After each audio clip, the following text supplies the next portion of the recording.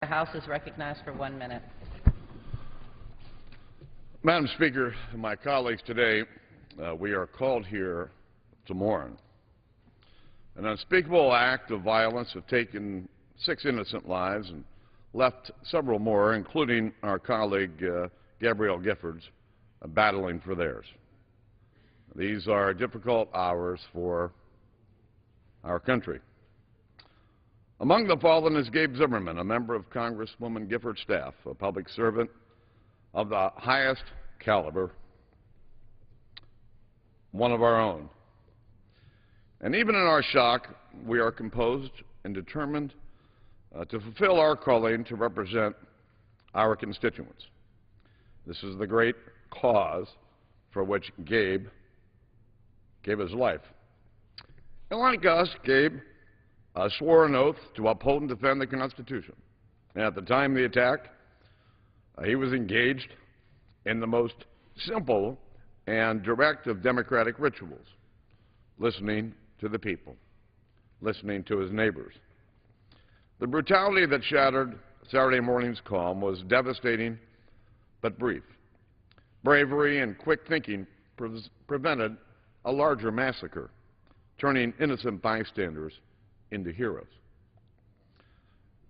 The service and skill of first responders and medical professionals saved lives. Law enforcement officials are now working to ensure swift justice. Look to Tucson right now and you'll be reminded that America's most plentiful source of wealth and strength is her people. We're thankful, so thankful, that Gabby is still with us. And we're thankful that 2 of her staffers, who were also wounded, Ron Barber and Pam Simpson, are with us as well.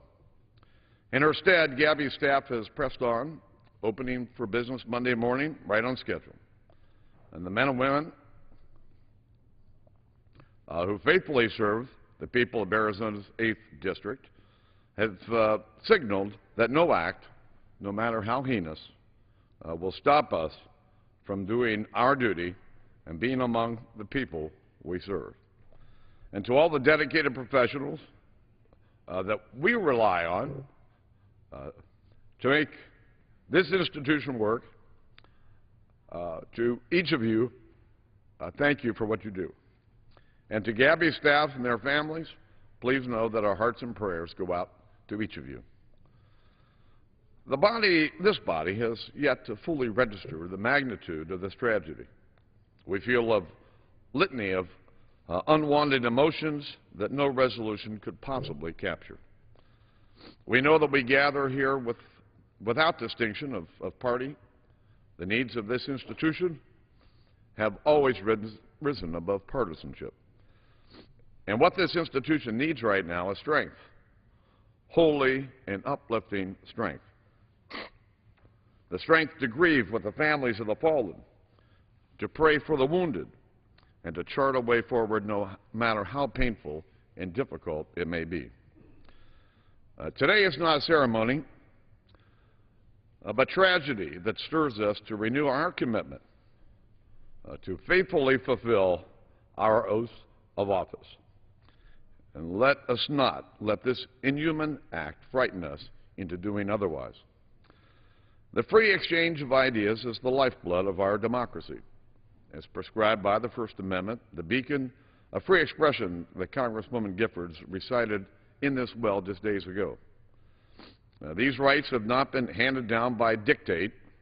They've been preserved and protected through generations of hard sacrifice and commitment.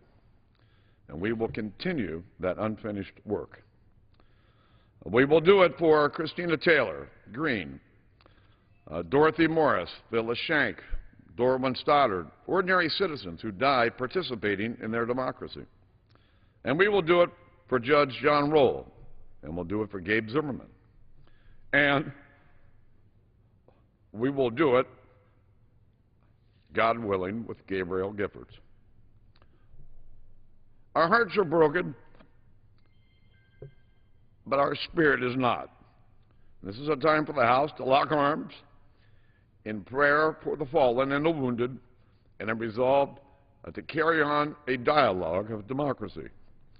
We may not yet have all the final answers, but we already have the answer that matters most, that we're Americans and we'll make it through this difficult period. We will have the last word.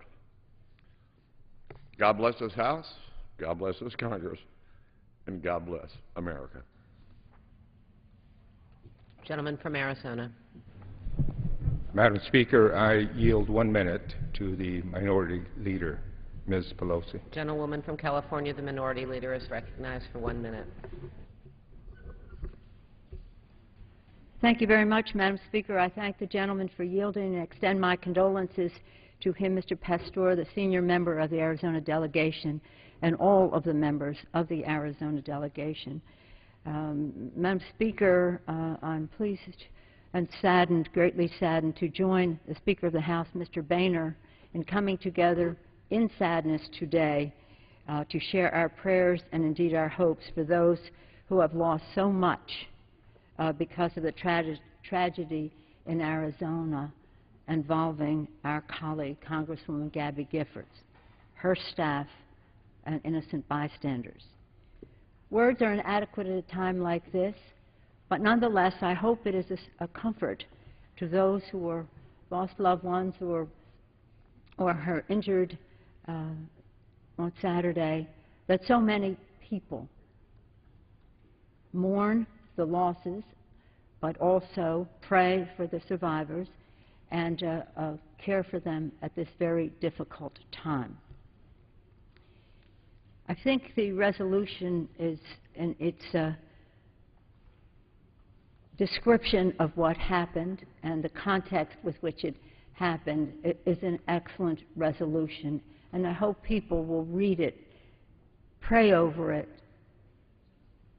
and be grateful that we have this opportunity to comment on it. Today we will say many prayers for our country and for the victims of this horrific event. We think of our colleague, Congresswoman Gabby Giffords, fighting to recover, and the 14 others who were injured, and remember the 6 who were killed. Their names are mentioned and they are described in the resolution. The Speaker has mentioned their names, but I think acknowledging them bears repetition. How do you explain the death of a 9-year-old Christina Taylor Green, who had recently been elected to the student council in her school, Mesa Verde Elementary School? The unbearable grief of John and Roxanne Green. Again, we pray for them and will carry Christina as an inspiration in our hearts. Dorothy Morris, married for more than 50 years to her high school sweetheart and mother of 2. Federal Judge John Roll, who had just come from Mass, which he attended every day. Phyllis Schneck, mother of 3, grandmother of 7, and a great-grandmother. And I know the New Yorkers like to hear that she is a Giants fan. Snowbird in Arizona, carrying that dedication west. Dorwin Stoddard. Dorwin died shielding his wife Mary. Shielding his wife Mary. And as has been mentioned in the resolution, and we have mourned, Congresswoman Gabby Giffords, Director of Community Outreach, Gabriel Matthew Zimmerman. One of his colleagues, his co-worker, said, "Gabe helped people for a living." As we honor the heroes who risked their lives to protect others, among them some who were injured, Patricia Mayish for one, who grabbed the full magazine of ammunition from the killer as he attempted to reload. Just think of how many more we could have lost. Roger Soltzgiber and Joseph Zumudi, who tackled and subdued the suspect. Imagine the courage. And Daniel Hernandez, Jr., 20 years old, an intern who had just been on the job for 4 days. When he heard gunshots, he ran toward them. He ran toward them and attended to Congresswoman Giffords, helping to staunch her bleeding with his own hands. We pray for the rapid recovery of other members of Congresswoman Giffords' staff, Ron Barber, Pam Simon, We commend Pia Carazoni and the entire Gifford staff for carrying on. Those heroes at the scene were joined by first responders from county and municipalities, arriving just 3 minutes after the first 911 call, performed excellently, and in doing so, saved lives. We also paid tribute to the skilled professionals at Arizona's University Medical Center, whose role is ongoing, healing the victims of this tragedy. Tonight, the University of Arizona community joins with Tucson, the state of Arizona, and indeed the entire nation to acknowledge together Saturday's tragedy. Appropriately, this remembrance is called Together We Thrive, Tucson and America. Together We Thrive, Tucson and America will be an opportunity to grieve, and it will be a demonstration of our strength in community. A strength in community that was just demonstrated last Saturday, a strength in community there that is ongoing. Tucson demonstrated its strength on Saturday when the city was full of heroes, ordinary citizens, victims, first responders coming together in the spirit of community. Madam Speaker, our colleague Congresswoman Giffords was the primary target of this cowardly act, and as she recovers, we honor her as a brilliant and courageous member of Congress. She brought to Congress an invigoration, the thinking of a new generation of national leaders, a businesswoman, a state legislator. She came to Congress full of ideas, and we will long continue to be blessed by them. Look forward to when she is present with us on the floor. She has spoken out courageously and led boldly when the times demanded it. It is especially tragic that those who lost their lives and those who were wounded had come together, as the resolution presents, to participate in an activity that reflects the best of our democratic tradition. A representative of the people, Gabby Giffords, and her staff, hearing directly from the men and women she represents. American democracy is founded on our commitment to a contest of ideas, not violence. Political disagreement and dissent must never violate our nation's values as expressed in the Constitution of free expression, speech, and peaceful assembly. Gabby spoke to that right here from the floor last week. In this hour of anguish, we seek renewed commitment to hope, to civility, to peace among the American people.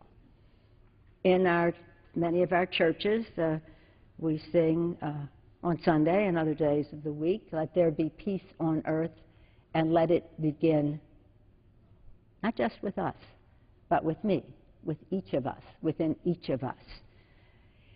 In speaking as one house today, coming together as peace with us, we offer our thoughts and support, our prayers for the health of our colleague, Congresswoman Gabrielle Giffords, and for all of the injured. We share the stories of the heroes of the tragedy and mourn those who perished. Let their actions and their memories be a blessing to our country. We don't know why God saw this to be necessary, but let this be something that we cherish as an opportunity as we mourn the heartbreaking horror of it all. This resolution is a fitting tribute. It's a great resolution. Please read it again and again. Carry those names in your heart. Remember each of these people because, again, a tragic accident took lives, wounded people in the free expression of ideas. May this resolution remind us of the urgent need to uphold our democratic values, to treat one another with courtesy and with respect, and to act as Congresswoman Giffords has always done and always do, in a manner that reflects the best of American leadership. As our thoughts and prayers go out to the families of all who were affected, I want to call special attention to Navy Captain Mark Kelly, Gabby's husband, who has been a source of strength to all of us in this difficult time. We pray for him. We thank him for his and Gabby's service to our country. God truly blessed America with their leadership, with their service, and with their love for each other. Thank you, Madam Speaker. I yield back the balance of my time.